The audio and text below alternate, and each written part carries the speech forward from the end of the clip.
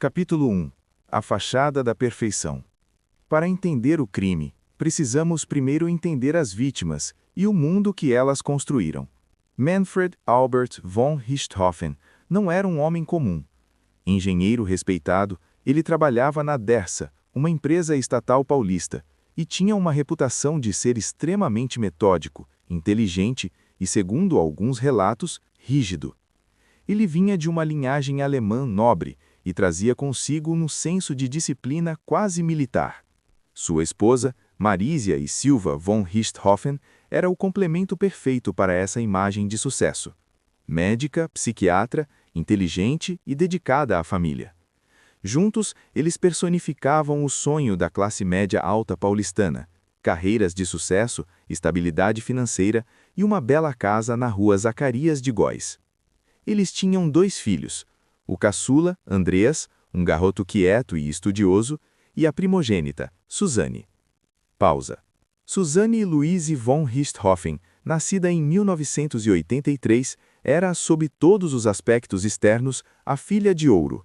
Loira, de olhos azuis, educada nas melhores escolas, fluente em 3 idiomas, português, inglês e alemão. Ela estudava Direito na Pontífice Universidade Católica de São Paulo, a PUC, uma das melhores do país. Quem olhava de fora via uma jovem com um futuro brilhante e garantido, uma moça que frequentava aulas de hipismo e que parecia seguir exatamente o roteiro traçado por seus pais exigentes. Mas a perfeição é frequentemente uma fachada perigosa. Relatos que surgiram após o crime pintavam um quadro diferente da dinâmica familiar.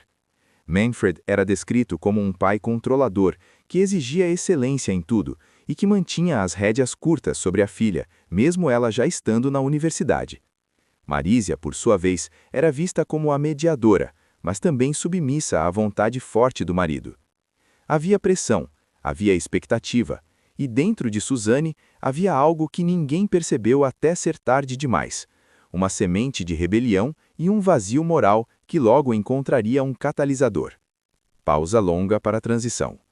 Capítulo 2. O catalisador. A chegada dos cravinhos.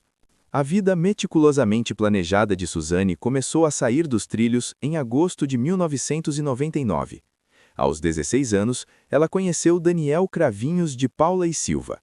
Daniel era o oposto do mundo dos Richthofen. Ele vinha de uma família de classe média baixa, era praticante de aeromodelismo, foi assim que conheceu Andreas, o irmão de Suzanne, e depois a própria Suzanne. Ele não tinha o mesmo refinamento, as mesmas perspectivas de futuro ou o mesmo status social. E talvez tenha sido exatamente isso que atraiu Suzanne. O relacionamento começou de forma intensa, era o primeiro amor, com toda a sua cegueira e paixão avassaladora. No início, Manfred e Marisia toleravam o namoro. Daniel era educado, parecia um bom rapaz, e Suzanne estava feliz. Mas à medida que o tempo passava, a dinâmica mudou. Suzanne, antes a aluna exemplar, começou a negligenciar os estudos. Sua personalidade começou a se fundir com a de Daniel. Onde um estava, o outro precisava estar. Era um relacionamento simbiótico, quase obsessivo. Eles passavam horas trancados no quarto de Suzanne na mansão. Começaram a experimentar drogas. A menina de ouro estava rebelde. Os pais, Manfred e Marisia, perceberam o perigo. Eles viram sua filha se transformando, afastando-se dos valores que tanto prezavam. A reação deles foi a típica de pais controladores diante da perda de controle: a proibição. Eles tentaram de tudo: conversas, castigos e, finalmente, a proibição total do namoro. Manfred chegou a ameaçar deserdar Suzanne se ela continuasse com Daniel. Foi um erro fatal. Ao tentar erguer um muro entre Suzanne e Daniel, Manfred e Marisia apenas os uniram mais. A mansão no Campo Belo deixou de ser um lar e, na mente de Suzanne, tornou-se uma prisão, e seus pais, os carcereiros. O amor adolescente, sob pressão, transformou-se em algo tóxico, um nós contra o mundo. E nesse isolamento a dois, uma ideia terrível começou a germinar. Pausa longa para a transição. Capítulo 3. A conspiração e o planejamento frio. A questão que assombra o Brasil até hoje é: quem teve a ideia primeiro? Foi Daniel, o namorado manipulador de origem mais humilde, ou foi Suzanne, a herdeira fria que queria se livrar dos pais? Durante o processo, as versões mudaram. Um acusou o outro, mas as evidências psicológicas e a dinâmica do crime sugerem uma via de mão dupla. Suzanne queria a liberdade e o dinheiro. Daniel queria Suzanne e a ascensão social que o dinheiro dela proporcionaria. O plano não surgiu da noite para o dia. Foi uma construção lenta e macabra, discutida entre beijos e cigarros de maconha. Eles falavam sobre como a vida seria perfeita sem os velhos atrapalhando. Eles faziam contas, calculavam a herança. Eles precisavam de ajuda, e a ajuda veio de dentro da própria casa de Daniel. Christian Cravinhos, o irmão mais velho de Daniel, foi cooptado para o plano. Christian era mais problemático, já tinha envolvimento com pequenos delitos. A promessa de dinheiro fácil, sua parte na herança dos Richthofen, foi o suficiente para convencê-lo a participar de um duplo homicídio. A frieza do planejamento é o que mais choca. Não foi um crime passional, um momento de fúria, foi um projeto.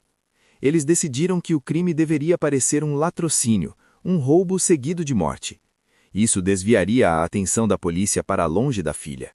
Para isso, eles precisavam forjar uma cena de invasão. Nos dias que antecederam o crime, Suzanne agiu com uma normalidade assustadora. Ela jantou com seus pais, conversou sobre a faculdade, manteve a rotina. Enquanto isso, em sua mente, ela revisava os passos da execução deles.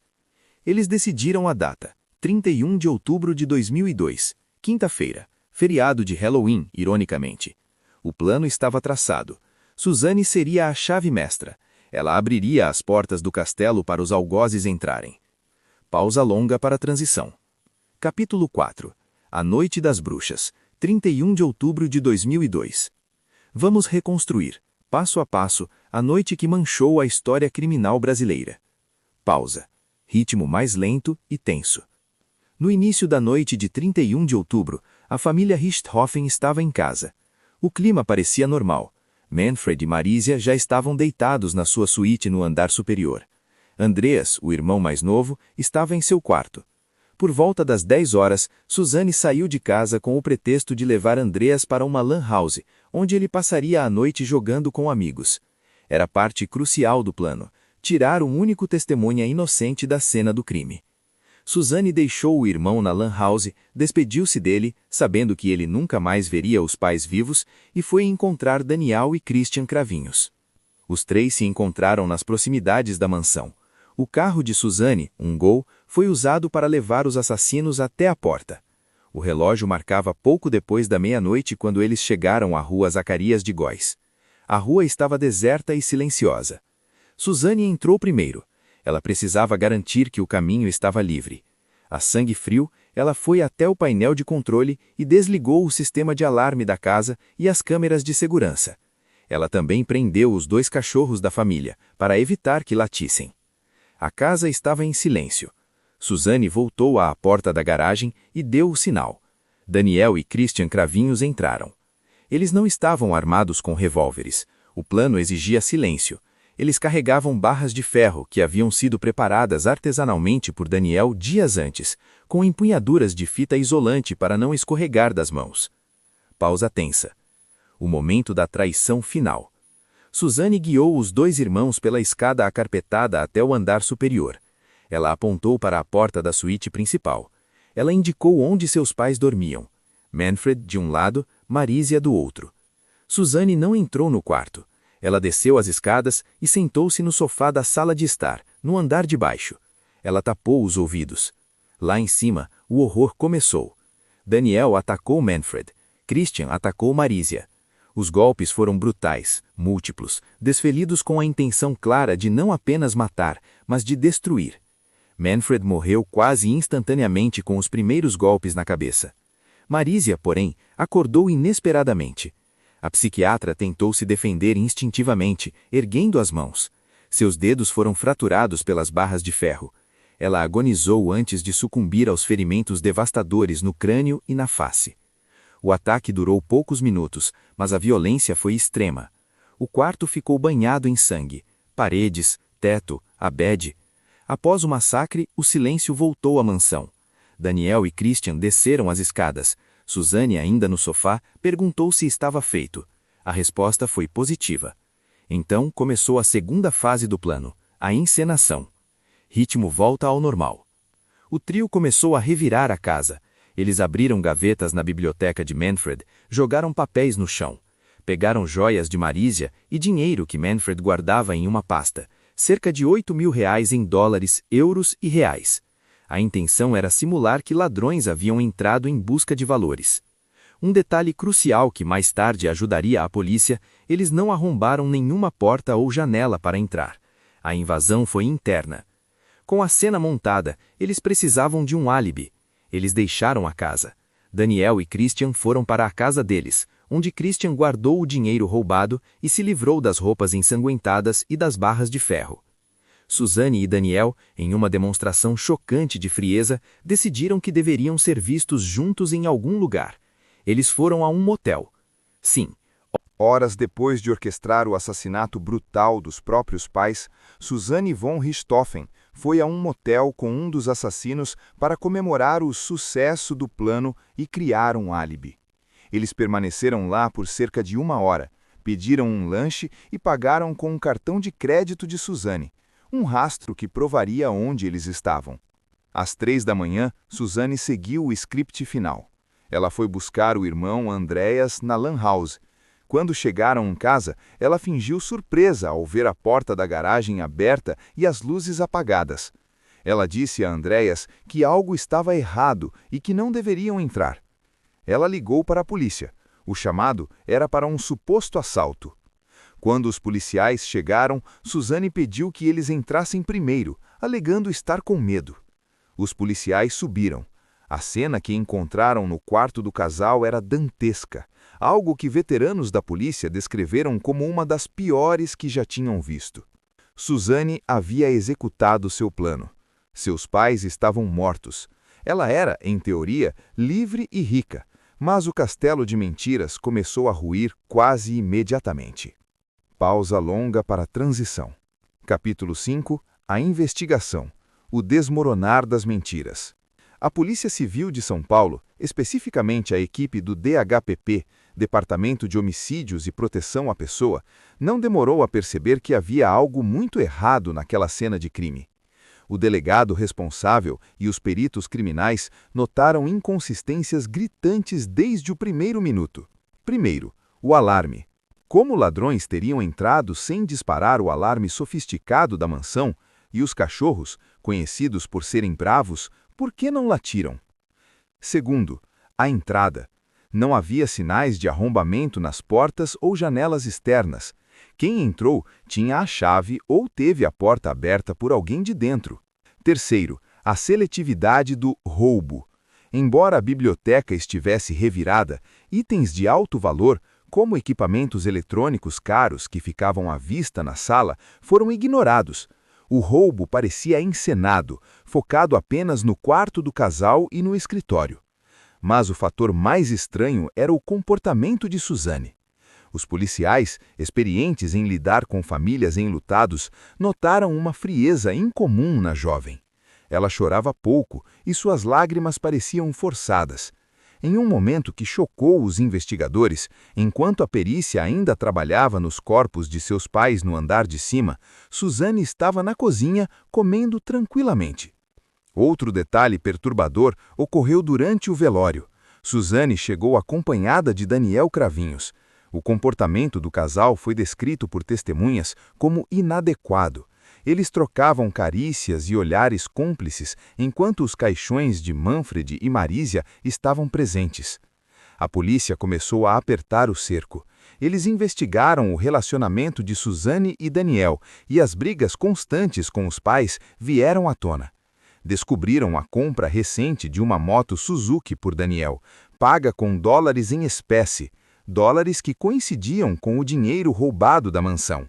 O álibi do motel também foi verificado, e embora provasse que eles não estavam na casa na hora da descoberta dos corpos, não provava onde estavam na hora das mortes. No dia 8 de novembro, pouco mais de uma semana após o crime, a pressão foi demais. Christian Cravinhos, o elo mais fraco, foi o primeiro a quebrar durante um interrogatório intenso. Ele confessou sua participação e entregou o irmão e Suzanne. Daniel foi preso em seguida e também confessou. Suzane foi levada ao DHPP. Confrontada com as confissões dos namorados e as evidências esmagadoras, a máscara caiu. A menina de ouro confessou friamente ter planejado a morte dos pais. Ela detalhou como desligou o alarme, como guiou os assassinos e como esperou no andar de baixo enquanto eles matavam Manfred e Marísia. A notícia caiu como uma bomba no Brasil. A herdeira rica, a estudante da PUC, era a mandante do crime mais bárbaro da década. Pausa longa para a transição. Capítulo 6. O julgamento do século. O julgamento de Suzane von Richthofen e dos irmãos Cravinhos deu início a um circo midiático sem precedentes no Brasil. O país estava obcecado. Revistas, jornais e programas de TV dedicavam horas a analisar cada detalhe da vida de Suzane. Durante os anos que antecederam o julgamento, uma batalha de narrativas foi travada. A defesa de Suzane tentou pintá-la como uma vítima de Daniel Cravinhos, um namorado abusivo e controlador que a teria coagido a participar do crime. Eles tentaram retratar Manfred como um pai tirano, quase justificando o desejo de liberdade de Suzane. Já a acusação, liderada pelo promotor Nadir de Campos Júnior, tinha uma visão oposta e muito mais alinhada com as provas. Para eles, Suzane era a mente mestra, a mentora intelectual. Ela era fria, calculista e usou sua influência sobre Daniel e a ganância de Christian para executar o plano que ela mesma concebeu. A motivação era clara: ódio pelos pais e cobiça pela herança. Um momento icônico dessa fase pré-julgamento foi uma entrevista desastrosa que Suzane deu ao programa Fantástico, da TV Globo. Orientada por seu advogado na época, ela apareceu chorando copiosamente, tentando desesperadamente ganhar a simpatia do público. Entretanto, a estratégia saiu pela culatra, quando vazaram áudios dos bastidores, mostrando o advogado instruindo Suzane sobre como chorar e o que dizer. A imagem de manipuladora se solidificou. Finalmente, em julho de 2006, quase 4 anos após o crime, começou o julgamento no Tribunal do Júri da Barra Funda, São Paulo. Foi, sem dúvida, o julgamento do século no Brasil. O tribunal estava lotado. O clima era de tensão absoluta.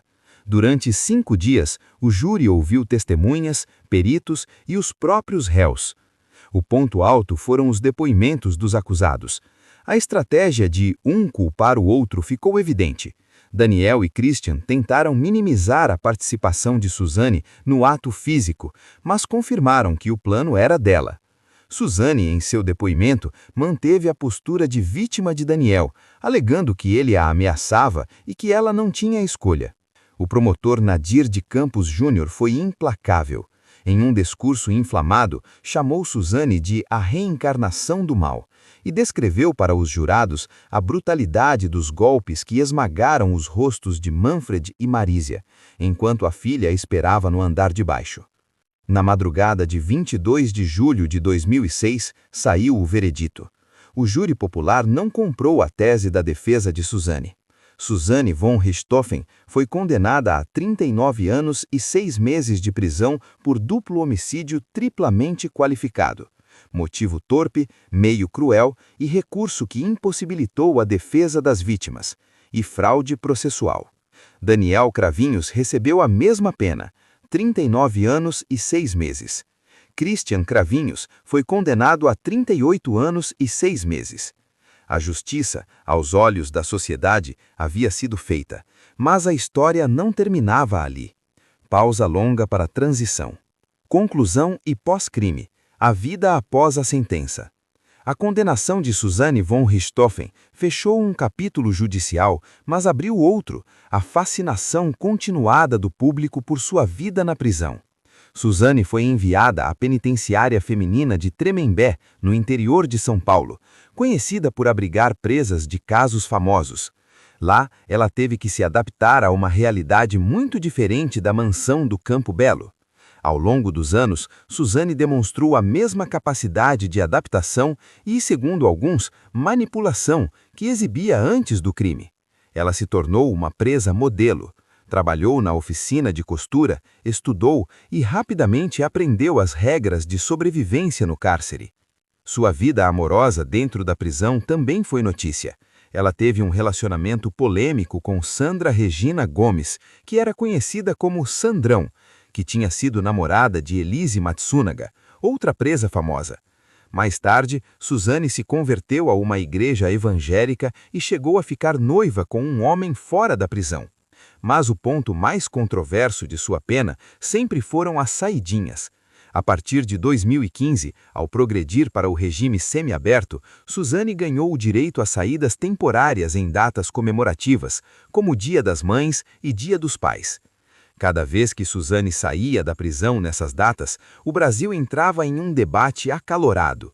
A ironia de uma mulher que matou seus próprios pais sair da cadeia no Dia das Mães e dos Pais gerava indignação popular. Juridicamente, era um direito dela, por bom comportamento, mas moralmente a sociedade brasileira nunca a aceitou. Os exames criminológicos feitos ao longo dos anos pintaram um quadro complexo.